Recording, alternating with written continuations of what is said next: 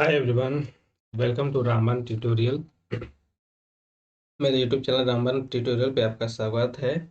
और आज हम चर्चा के लिए लाए हैं प्रायद्वीपीय भारत की नदी यानी कि पेनिनसुलर रिवर इन इंडिया का। और आज हम चर्चा करेंगे प्रायद्वीपीय तंत्र के बारे में और जानेंगे कि इसमें कौन कौन सी नदियाँ आती हैं, कौन कौन सी नदियाँ किस तरह बहती हैं, कौन कौन सी नदियाँ कहाँ पर जाकर के समाप्त होती हैं, इस सब के बारे में आज चर्चा करेंगे। तो आज की चर्चा का विषय प्रायद्वीपीय भारत की नदी है। और आज का कुछ मोटिवेशन बता देता हूँ। महाभारत के एक प्रसंग में, गीता उपदेश में भगवान श्री कृष्ण ने कहा है कि कर्म कर्म करो, फल की चिंता मत करो। अर्थात कर्म कीजिए अपना, पूरी मन से पूरे शिद्दत के साथ अपना कर्म करते रहिए और सफलता आपको अवश्य प्राप्त होगी। क्योंकि कर्म ही एक ऐसा चीज है कि आदमी को महान बनाता है और उसे सफल सफल व्यक्ति बनाता है। तो चलिए आज के सेशन की इसी के साथ हम शुरुआत करते हैं और पढ़ते हैं प्रायद्वीपीय भारत की नदी तंत्र के बारे में। तो सबसे पहले चर्चा करते हैं प्रायद्वीपीय भारत की नदी तंत्र में कौन कौन से अंग आते हैं। तो देखिए यहाँ पे है कि इसका जो विभाजन है वो किस तरह से है। सबसे पहला है जो पश्चिमी घाट से निकलने वाली नदियां, यानी कि पश्चिमी घाट से जो नदियां निकलती हैं उनके बारे में चर्चा करेंगे। और चर्चा करेंगे हम सह्याद्री और विंध्य श्रेणी पर्वतों से निकलने वाली नदियां हैं उनके बारे में चर्चा करेंगे। अरब सागर में गिरने वाली नदियों के बारे में, यानी कि पश्चिम की तरफ गिरने वाली नदियों के बारे में चर्चा करेंगे, पश्चिम की तरफ। ठीक है। आगे चर्चा करेंगे हम बंगाल की खाड़ी में गिरने वाली नदियां, यानी कि पूर्व में, पूर्व की तरफ जो नदियां बहती है उनकी चर्चा करेंगे। ठीक है। चलिए आगे बढ़ते हैं। आगे देखते हैं कि पूर्व की तरफ बहने वाली नदियों में कौन कौन सी नदी आती है। तो ठीक है, इसमें जो पहला है महानदी है, गोदावरी है, कृष्णा है, कावेरी है, पेन्नार है। और ये सब नदियां पूर्व की तरफ बहती हैं। जो मेजर नदियां यानी कि बड़ी नदी है उन चीज के बारे में हम पढ़ेंगे। और पश्चिम की तरफ जो बड़ी नदियां में आती है उनमें है पहला नर्मदा और ताप्ती नदियां हैं जो पश्चिम की तरफ यानी कि अरब सागर में जाकर के गिरती हैं। तो इन नदियों के बारे में हम पढ़ते हैं। और कुछ नदियां वैसे भी है जो छोटी हैं लेकिन महत्वपूर्ण हैं। वे नदियां हैं स्वर्णरेखा है, वैतरणी है, ब्राह्मणी है, वामसाधारा नदी है, पेन्नार नदी है, पल्लार नदी है, वैगई नदी है। वैगई नदी कर्नाटक तमिलनाडु क्षेत्र में है। और चलिए चर्चा करते हैं हम। उसके बाद पश्चिम की तरफ बहने वाली महत्वपूर्ण छोटी नदियां इस तरह ये सब है।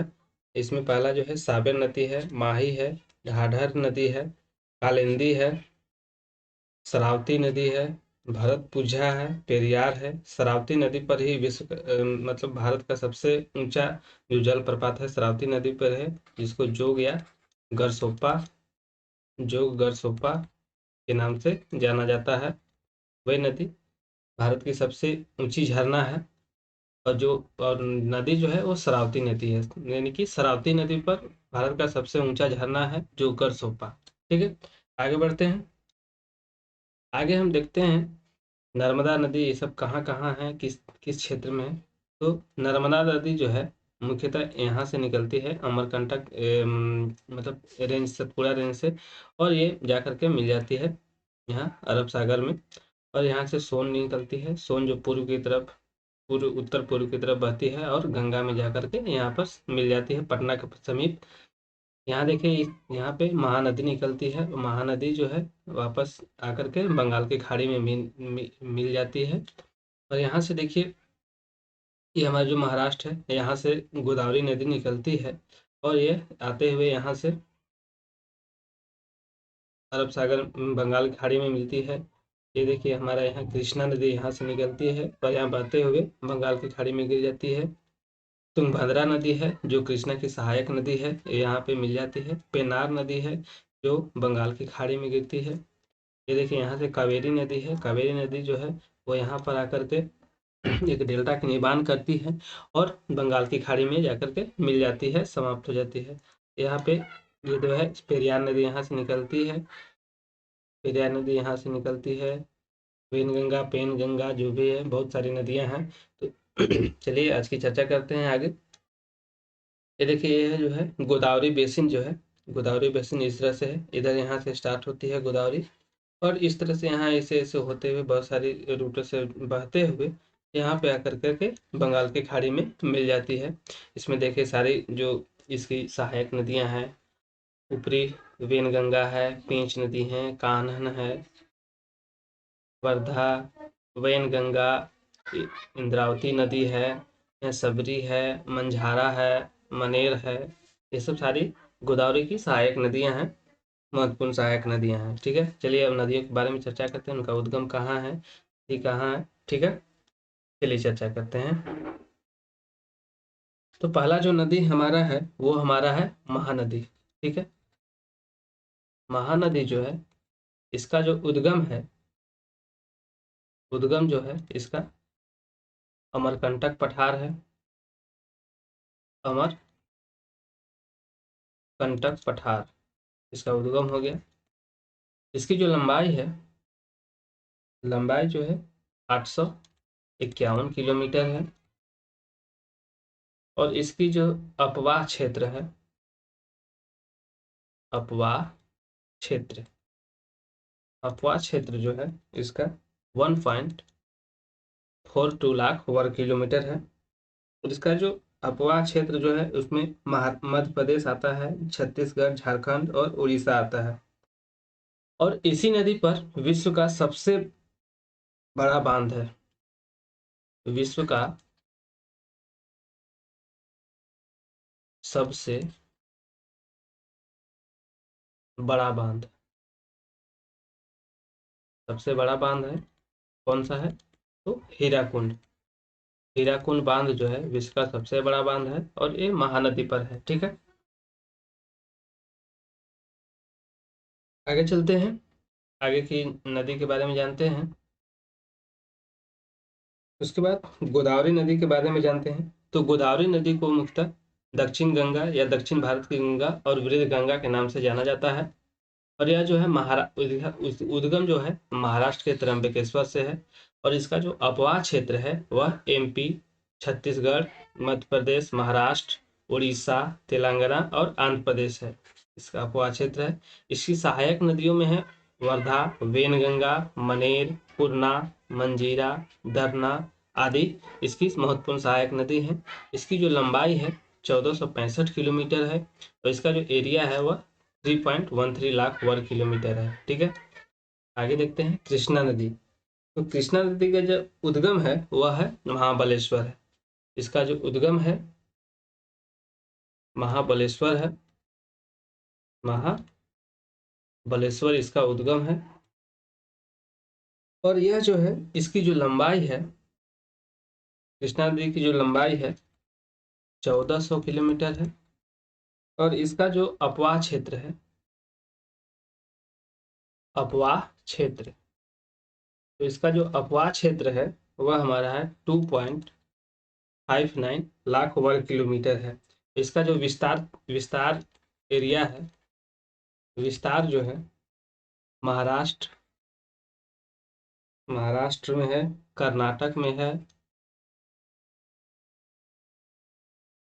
कर्नाटक में है, तेलंगाना, तेलंगाना और आंध्र प्रदेश में है। ठीक है, तेलंगाना और आंध्र प्रदेश में है। इसकी जो महत्वपूर्ण सहायक नदी है, कृष्णा नदी की सहायक नदी, सहायक नदियों में है कोयना, कोयना, तुंगभद्रा, तुंगभद्रा, भीमा, भीमा नदी है, घाट प्रभा है, घाट प्रभा है, माल प्रभा है, ये सब सारी कृष्णा नदी की सहायक नदियां हैं। ठीक है, अब इसी नदी पर जो है अलमाटी बांध बनाया गया है, इसी नदी पर जो है अलमाटी बांध है, अलमाटी बांध। ठीक है, अलमाटी बांध इसी नदी पर है और एक और इसमें आंध्र प्रदेश, कर्नाटक, महाराष्ट्र के बीच कृष्णा नदी जल विवाद भी है, जो 1957 से चला आ रहा है। ठीक है, आगे नदी का देखते हैं। आगे नदियों में जो है वो है कावेरी नदी। कावेरी नदी जिसका उद्गम है, जिसका उद्गम हमारा है कर्नाटक ब्रह्मगिरी पहाड़िया, कर्नाटक का ब्रह्मगिरी ब्रह्मगिरी पहाड़ी इसका उद्गम है। और इसकी जो लंबाई है, इसकी जो लंबाई है वह 800 किलोमीटर है। और इसका जो अपवाह क्षेत्र है, अपवाह क्षेत्र अपवाह क्षेत्र इसका है 81,155 वर्ग किलोमीटर है। ठीक है, और इसी पर जो है दो द्वीप का भी निर्माण करती है, शिवसमुद्रम व श्रीरंगपट्टनम। कावेरी नदी जो है शिवसमुद्रम व श्रीरंगपट्टनम द्वीप का निर्माण करती है। और इसका जो विस्तार क्षेत्र है वह है तमिलनाडु, कर्नाटक, केरल में विस्तृत है। ठीक है, इसकी जो महत्वपूर्ण सहायक नदी है, महत्वपूर्ण सहायक नदी जो है वह है काबिनी, काबिनी, भवानी और अमरावती नदी है। अमरावती नदी बहुत ही चर्चित नदी है और इस क्षेत्र में बहुत सारे औद्योगिक औद्योगिक इकाइयां स्थापित है, जिसके कारण ये अमरावती जो नदी है वो बहुत ही आज के समय में बहुत ही प्रदूषित हो चुकी है।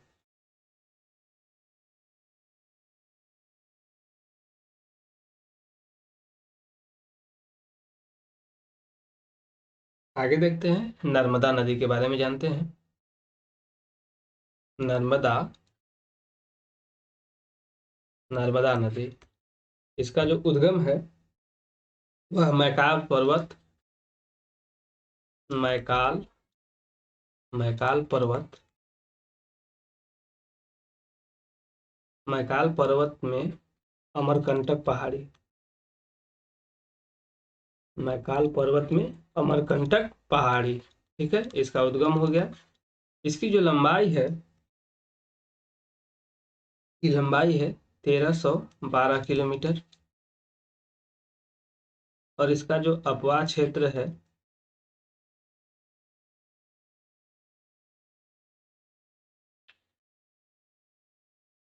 और यह जो नदी है नर्मदा नदी, वह इस नदी पर धुआंधार, जबलपुर के निकट धुआंधार जलप्रपात का निर्माण होता है।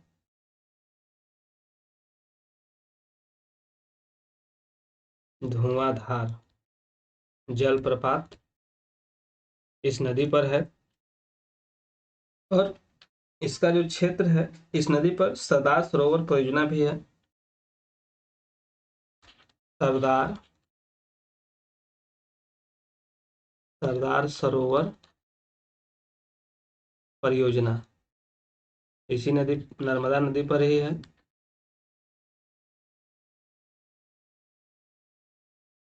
इसके बाद आता है ताप्ती नदी, तापी या ताप्ती नदी।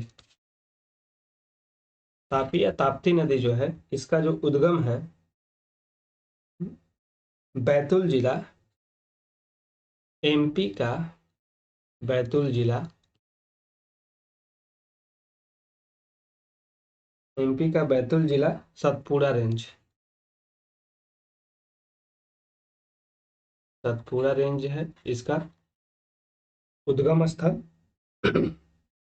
और इसकी जो लंबाई है वह है 724 किलोमीटर। और इसका जो अपवाह क्षेत्र है, इसका जो अपवाह क्षेत्र है वह है 65,145 वर्ग किलोमीटर है। और इसके बाद आता है और भी बहुत सारी नदी है, माही नदी है। तो माही नदी जो है मध्य प्रदेश से निकलती है और एक खंभात की खाड़ी में जाकर के मिल जाती है। उसके बाद पश्चिम की ओर बहने वाले जो छोटी छोटी जो नदियां हैं उनको थोड़ा जान लेते हैं। तो शरावती नदी पश्चिम की तरफ जो बहती है उसमें से शरावती नदी जो है, शरावती नदी, इसका जो उद्गम है वह कर्नाटक है, कर्नाटक में है। और यह जो है मतलब भारत का सबसे ऊंचा जलप्रपात बनाती है, जोग जलप्रपात। जोग जलप्रपात, इसकी जो ऊंचाई है 271 मीटर है।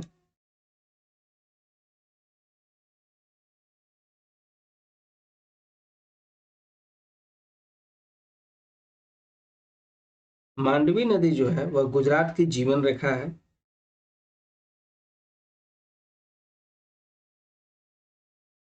मांडवी नदी जो है वह गोवा की जीवन रेखा है। इसकी जो लंबाई है 77 किलोमीटर है।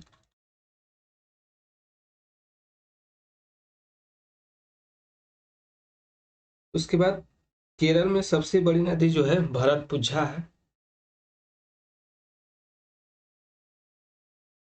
भरतपुझा, भरतपुझा, इसका ये जो है कर्नाटक में है। सॉरी सॉरी, कर्नाटक नहीं, केरल में है। इस भरतपुझा नदी केरल में है और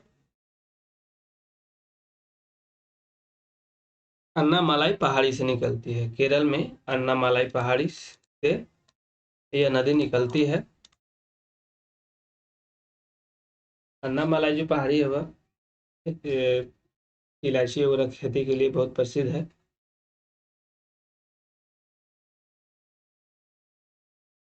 पेरियार नदी जो है केरल की दूसरी सबसे लंबी नदी है। पेरियार भी केरल में है और इस नदी पर इसका जो अपवाह एरिया है पेरियार नदी का वह है 5243 वर्ग किलोमीटर। इसका जो अपवाह एरिया है 5243 वर्ग किलोमीटर है। और यह जो नदी है, यह नदी अपने अपने में एक झील का, वेम्बनाड झील का निर्माण करती है। वेम्बनाड झील, वेम्बनाड झील केरल में पेरियार नदी पर निर्माण करती है और इसकी जो लंबाई है वह है 177 किलोमीटर। इसकी लंबाई 177 किलोमीटर है। पूर्व की ओर बहने वाली नदियों में जो है स्वर्णरेखा है, बैतरणी है, ब्राह्मणी है, वामसाधारा है, पेन्नार, पल्लार और वैगै नदी है। तो सुवर्ण रेखा नदी जो है वह झारखंड में छोटा नागपुर से निकलती है। सुवर्ण रेखा झारखंड में, झारखंड छोटा नागपुर से निकलती है और यह आगे बढ़ती है और हुंड्रू जलप्रपात का निर्माण करती है। हुंड्रू, हुंड्रू जलप्रपात सुवर्ण रेखा नदी पर है और यह आगे जा करके बंगाल की खाड़ी में मिल जाती है। तो इतनी सारी नदियों के बारे में हम जाने, पढ़े और उम्मीद करता हूँ ये सेशन आप लोग को बेहद पसंद आएगा। तो चलिए आज की सेशन को हम समाप्त करते हैं। तब तक के लिए जय हिंद, जय भारत। और आप हमारे YouTube चैनल पर नए हैं तो हमारे चैनल को सब्सक्राइब करें, शेयर करें ताकि हमें और भी नए नए वीडियोज बनाने में मोटिवेशन मिलती रहे। तब तक के लिए नमस्कार।